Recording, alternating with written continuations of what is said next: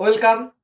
যোগ্য প্রার্থীদের লিস্ট চাইতে এসএসসি গোপনে চলে গেছে সুপ্রিম কোর্টে, সেটাও প্রকাশ্যে এসে গেছে। আসাটাই স্বাভাবিক, এসব তো আর গোপন জিনিস নয়। কেন গোপনে বলছি সেটাও আসছি।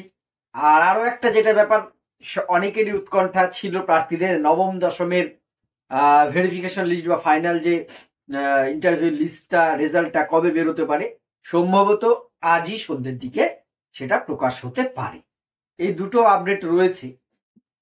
প্রথম বিষয়টায় আসি যে এসএসসির যোগ্য তালিকা প্রকাশ করতে কেন যে এদের সমস্যা।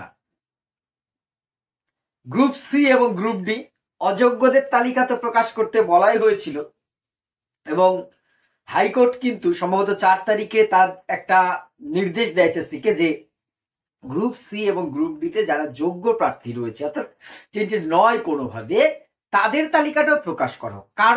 কারণ সেই প্রার্থীরা যেন একাদশ দ্বাদশের মতন শিক্ষকদের মতন তারা বয়সে ছাড় পায় বা অন্যান্য রিল্যাক্সেশন গুলো পায়। এটা খুব স্বাভাবিক। যে বা যারা যোগ্যতার বলে পেয়েছে চাকরি, বা যারা কোনোভাবে দাগি নয়, তারা সুযোগ পাওয়ার অধিকারী। এটা নিয়ে কিন্তু কারোরই কোনো দ্বিমত নেই বা থাকবার কথা নয়।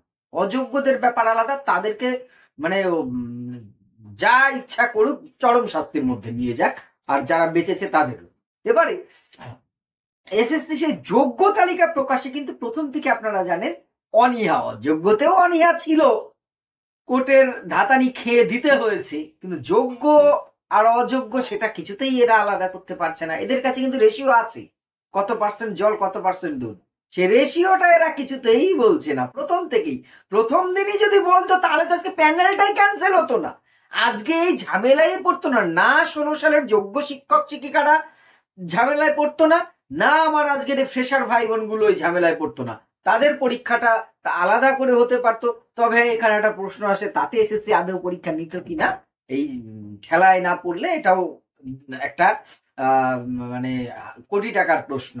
কিন্তু তা সত্ত্বেও এই যে একটা প্যানেল বাতিল হয়ে যাবে কিনা, কোর্টের ভাগ্যের ওপরে, রায়ের ওপরে এই প্যানেলের ভাগ্য নির্ধারণ করছে, এরকম একটি প্যানেল একটি যোগ্যতা সম্পন্ন ফ্রেশার ছেলে বা মেয়ে কেন যাবে? আজকে যোগ্যদের সামনে তো, শিক্ষকদের সামনে 16 যারা ছিল তাদের তো আর কোনো অপশন নেই, কিন্তু এদেরকেও এদের দলে ঢুকিয়ে দেওয়া হচ্ছে।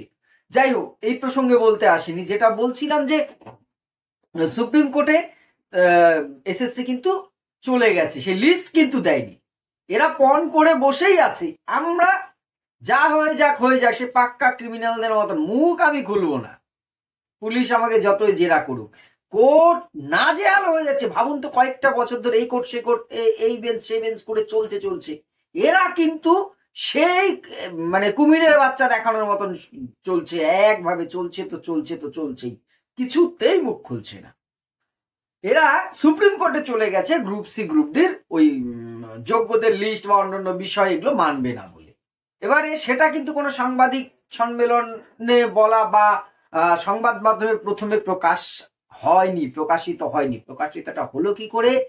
যারা ওখানের যোগ্য ছিল তারা কিন্তু আগে থেকে সুপ্রিম কোর্টে ক্যাভিয়েট দাখিল করে রেখেছে। আপনারা জানেন ক্যাভিয়েট দাখিল করা মানে আইনের ভাষায় অনেক রকম বিষয় আছে। সহজভাবে বলতে গেলে এই একটা হাইকোর্ট বা অন্য কোর্টের একটা রায় হয়েছে, সুপ্রিম কোর্টকে আমি আগের থেকে ইন্টিমেশন দিয়ে রাখা, জানিয়ে রাখা যে একতরফা ভাবে কোনো শুনানি কিন্তু করবেন না মহাশয়, এই যে আমরাও আছি, আমাদের জানিয়ে করবেন, আমরা কিন্তু পার্টি, আমাদের পক্ষে রায়টা এসেছিল, এই যে আমি আগের থেকে আপনাকে জানিয়ে রাখলাম, অমুকে যদি বিচার চাইতে আসে আমার কথাও কিন্তু শুনে তারপরে রায় দেবেন। বিষয়টা এই হচ্ছে ক্যাভিয়েট। যোগ্য যারা প্রার্থী ছিলেন গ্রুপ সি গ্রুপ ডি, তারা ক্যাভিয়েট আগের থেকে সুপ্রিম কোর্টে দাখিল করে রেখেছে, তাদের কাছে নোটিফিকেশনটা আসবে, সেই বলেই বিষয়টা কিন্তু সামনে এসেছে। না হলেও প্রকাশভাবে আসতো। বিষয়টার মধ্যে একটা ঢাক গুড় লুকোচুরি, কেমন যেন একটা চোর পুলিশের ব্যাপারটা চলছে। যাই কেন এইরকম আমরা জানি না, আমরা সবাই জানি, তাই তো বিষয়টা অনেকটা যেন সেরকমই চলছে। যোগ্য অযোগ্য বাছাই এসএসসির কিন্তু একটা মানে মানতে হবে ক্রেডিট আছে এদের। আজকে এদের কৃতিত্বের জন্যই আজকে এত লক্ষ লক্ষ ছেলেমেয়েরা উৎকণ্ঠায় রয়েছে, তাদের পরিবাররা উৎকণ্ঠায় রয়েছে, হাজার হাজার শিক্ষক শিক্ষিকা যারা কর্মরত ছিলেন, আমি বারবার একই কথা বলছি, যারা যোগ্যতার সাথে পেয়েছিলেন, অযোগ্যগুলো দুর্ঘট, তারা এবং তাদের পরিবার। এবারে যারা ফ্রেশার ছেলেমেয়েরা এত টাফ একটা লড়াইতেও র্যাঙ্ক করেছেন, তারা এই উৎকণ্ঠায় রয়েছে। সবার জন্য মানে অন্তর্যামী কিন্তু একজন। রথ ভাবে আমি দেব, পদ ভাবে আমি, মূর্তি ভাবে আমি দেব, হাসে অন্তর্যামী। অন্তর্যামী কিন্তু এসে যাচ্ছে, যা খেলে দিয়েছি দেখ এবার। যাই হোক, এর ভবিষ্যৎ কোন দিকে যাবে, এত কথা বলার একটাই কারণ, এসএসসি কি আদেও চায় নিয়োগ হয়? আপনাদের কি? এটা নিয়ে আমি বলবো না, আমার তো অনেক কিছু মনে হচ্ছে, অনেক কিছু তো বলা যায় না। এসএসসি কি আদেও চায় নিয়োগ করতে? না, যা হচ্ছে হোক, এইভাবে আর কয়েকটা মাস তো আপাতত চালাই, তারপরে দেখা যাবে। কেন চালাই, কয়েকটা মাসের কথাই কেন বললাম সবাই জানেন। সেটা একবার চালিয়ে নিতে পারলে হয়তো উতরে গেলাম, এরকম একটা চিন্তা ভাবনা নেই তো, আমি জানি না, অনেক কারণ। 31 ডিসেম্বরের মধ্যে সম্পূর্ণ নিয়োগ প্রক্রিয়াটা এমনিতেও সম্পন্ন করতে পারবে বলে আমার অন্তত কোনো অ্যাঙ্গেল থেকেই মনে হচ্ছে না। আংশিক হলেও হতে পারে, সম্পূর্ণ হওয়ার কোনো প্রশ্ন নেই, সম্ভবই নয়। যাই হোক, এটা একটা ব্যাপার। আর নবম দশমের যে কাঙ্ক্ষিত ফল, যার দিকে আমরা তাকিয়ে আছি, বহু প্রার্থীরা যারা অনেক খেটে পরীক্ষা দিয়েছেন, স্কোর কার্ডটা তো আগেই দেখা গেছিল, আজকে কিন্তু রেজাল্টটা প্রকাশিত হওয়ার সম্ভাবনা আছে বিভিন্ন সংবাদ মাধ্যমের সূত্র। আমার কোনো গোপন সূত্র, বিশ্বস্ত সূত্র আমার কেউ নেই, কিন্তু আমি যতটুকু যা চারিদিক থেকে শুনছি, আপনারাও হয়তো জানেন, সেখান থেকে যা মনে হচ্ছে আজকে, এর আগেও একদিন সামনে এসেছিল সংবাদ মাধ্যমের বলে, সেইখান থেকেই বলছি যে আজকেই হয়তো রেজাল্টটা পেয়ে যাবেন। আর এসএসসি তো সাধারণত দিনে কোনো কাজ করে না, মানে রেজাল্টগুলো সবই সন্ধ্যের পরে বারবেলায়, তো হয়তো এক্সপেক্ট করছি ওই রকমই হবে, সন্ধ্যের পরে টরে হতে পারে।